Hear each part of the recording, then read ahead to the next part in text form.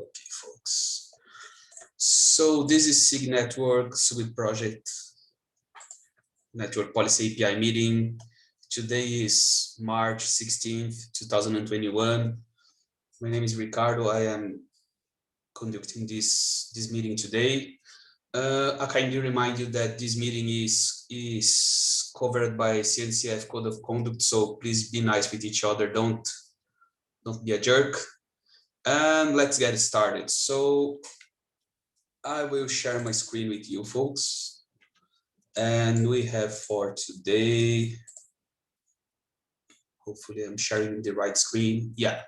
So for today we have mostly two items in the agenda.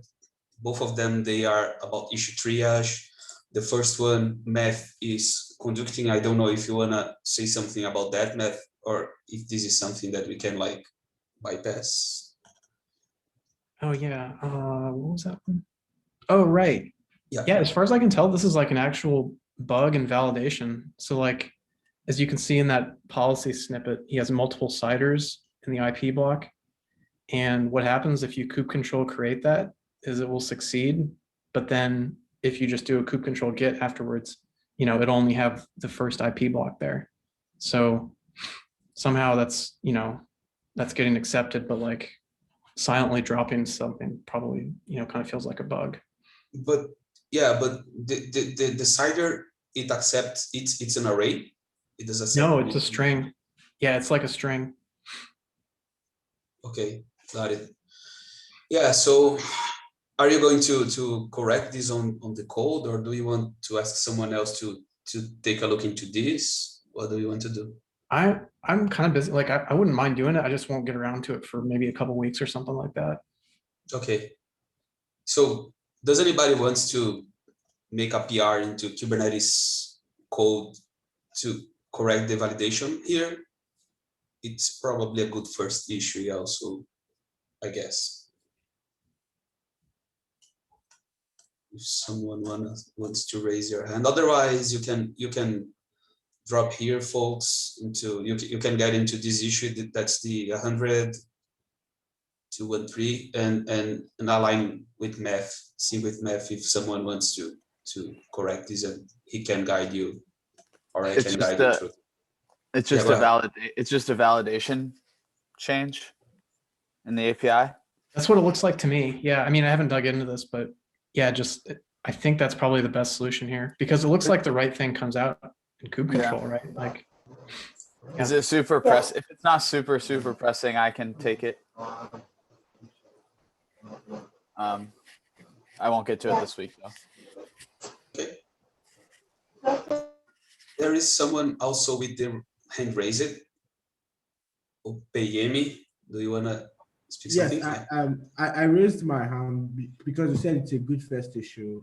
I joined these meetings to be able to learn more and hopefully get support. So I don't mind working on it, but I just would like to know who I can reach out to for help if I can. Okay, so let's do this way, folks. Let's what do you think about coming here into this issue and discussing here about the correction? Sounds good? Yes. So you can align who is going to tackle this one. Okay. Yeah, I like that idea because I'm also looking for kind of a first issue to jump in. So maybe a couple of us kind of collaborate on this one to figure out the way things go. That might be great. And you can see at the bottom, like I actually reported a kubeval bug for this too. So that there's actually like maybe two things that could be done here. Or like, I don't know anything about kubeval. I don't know if that's built out of Kubernetes or what, but like it also says that the policy is okay. And it should probably, I would think it should report a failure too. So that's another thing if somebody's interested in that. In case you haven't used kubeval before, it's just something to like validate YAML objects. And don't worry, folks, we are going to have a lot of good first issues. So if you don't get into this one, we are getting a lot of them. Yeah, there'll be some more. Yeah. Okay, so I guess, and Andrew, is this yours good first issue? Also, are you like a first-time contributor? To upstream, yeah, but I've been doing a bunch of stuff like this in downstream. and open Okay, stuff. so I'm not scared by it. okay, so To I be guess honest.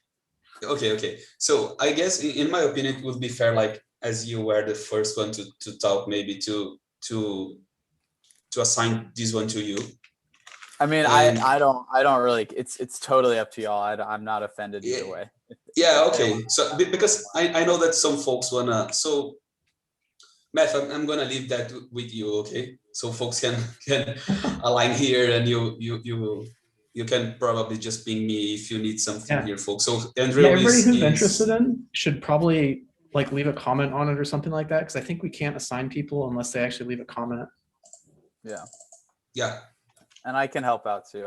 I was writing regex verification yesterday on an API with KubeBuilder, so I was just Great. doing this. So by the order, the second one would be OPM. If you don't mind, please comment in this issue that you wanna help on this one, and we can guide you through this, okay? Yeah, And Josh, we will have a lot of good first issues later. So Sounds good. okay. Okay, folks. So let's move on. We have another. Let me close this one and this one. Yeah. So the other issue that I've seen about network policies, this one, IP block CIDR does not block connection on the node where the pod is running. So this is a question. I just opened, so I didn't read this one, but it's related to, okay, one master, two workers, Calico, VXLAN, deploy it, blah, blah, blah. Tainted master, added from, okay. Who are those IPs? So those are /32s. That's kind of weird, right? Yeah. But yeah, but it seems that he's using like an IP that's not, it's outside the IP block, the pod IP block, right? Oh yeah, yeah, good Yeah, call. he's just trying to allow like I've seen this hack before. It's literally like he's trying to allow an explicit host that's not part of the net. And it's like really hacky and shouldn't really be done in practice, I don't think. It's Okay. like trying to allow one IP. Yeah. Like it's not a block. Like it's just one IP, right? With a Yeah. 32. I'm just trying to figure out what he's trying to do here. Because you can actually block, or you can actually allow one IP using like the CIDR, I guess, right? The /32. Yeah. It's supported, right? But I would, yeah, I mean by definition, right? But It supports. there's no effect on the connection is made on the same node. Okay, got it. So he's trying to block the node to connect into the service. This is I guess this is the main issue, right? He's probably, this is like the IP from the node 172. wait a second. Yeah, that's built into Kubernetes though. The node needs to be able to talk to all the pods on it, regardless of policy. So that would break, like for health checks, I think that would break a lot of things if you were trying to do that. Do you wanna take a look into this one, Andrew, and maybe answer? Yeah, you can assign it to me. This kind of I'm reminds not me. even in Kubernetes. I might not even be in upstream queue. Okay, in the so org. okay, so just comment there and I can assign that to you, or you Yeah, can sounds do good. a /assign to you. Yeah, sounds good. What Thank number you. is that? That's That's 100247. yeah. Kind of reminds me of that Cilium issue, or not issue, but like behavior we found where like some things some traffic doesn't even go through the CNI. Like I think for like loopback or something. So network policies wouldn't be applied. Like this, I wonder if this almost seems a little bit similar. Yeah. It could be. I mean, there's certain cases where there's certain flows that is under the overlay, right? especially with like host network pods and stuff. So I'll check it out. But if you're blocking, basically the point is if you're blocking traffic from a node to a pod on that node, then something's wrong, because that's a weird case where your source IP is that of the node and your destination IP is that of a pod on the node. There were some discussion about that, right? In the last SIG network meeting, I guess. Yeah. Yeah. Okay, so let me just put this on here. So, okay, so we have a pretty empty agenda today.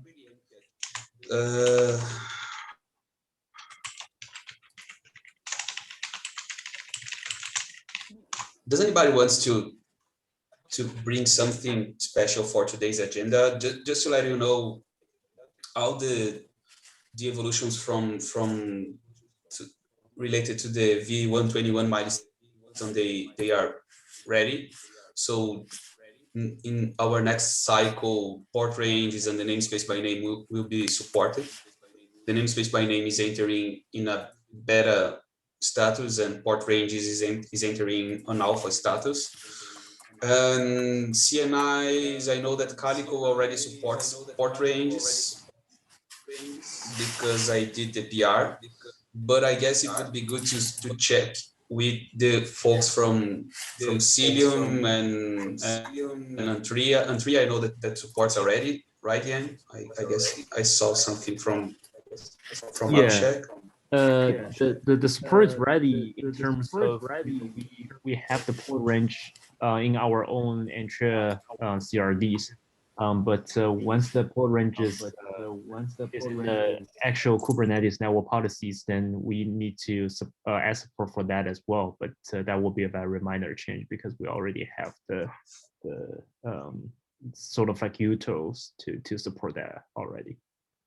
Okay, this is great. Yeah, so I guess we are hitting like a good milestone here, at least of having like 2 CNI supporting port range by the once this version is released, and also the namespace by name being something. So I guess we can start bringing to the next meetings what else we can do as minor changes, and also I would like to see like the cap that Satish wrote, the service selector thing, and the evolution of the network policy API being evolved. So I guess we can maybe have like a rest today, because I don't think anyone is prepared for discussing this one, but I will talk with Jay and Andrew, Sikim, and other folks. How can we bring now the more complicated subjects, right? And yeah, about the cluster scope and network policy, I know that Abhishek is off, but do you have any update about that? Yeah, sure. I also wanted to provide any some update on that regard. Actually, Abhishek is still involved in the upstream activities. So we have a regular Thursday weekly meeting between me, Goban, Abhishek, and Satish, who is I believe also on the call. And I think we've made pretty good progress on the cluster network policy cap. And right now we're just adding some final stuff into the cap, maybe stuff like alternative solutions, like roadmaps and stuff like that. And we already have a work in progress PR, but I think the plan is to remove the work in progress tag by this Thursday. So we will have a cap ready for SIG network people to review by this Thursday. And I think we already did a sort of like a dry run in the SIG network meeting, and we received some feedback from Tim and other guys from Google. So we already sort of like steered our proposal towards a direction that they kind of like hinted. So I would also appreciate if people on the call can take a look at this cap and put any comments on there. And yeah, and there's also something that I wanted to bring up with Matthew. is that we're talking about the potential risks or and mitigation for the cluster network policy. And a thing that we mentioned is that for cluster network policy, because it has all these precedences in the rules, right? So in the current Kubernetes network policies, you will have implicit deny and allow rules. Now the cluster network policy will make it even more complicated because, as you know, cluster network policies will have admin rules, which are like guardrail rules, and they are even more powerful than Kubernetes network policy.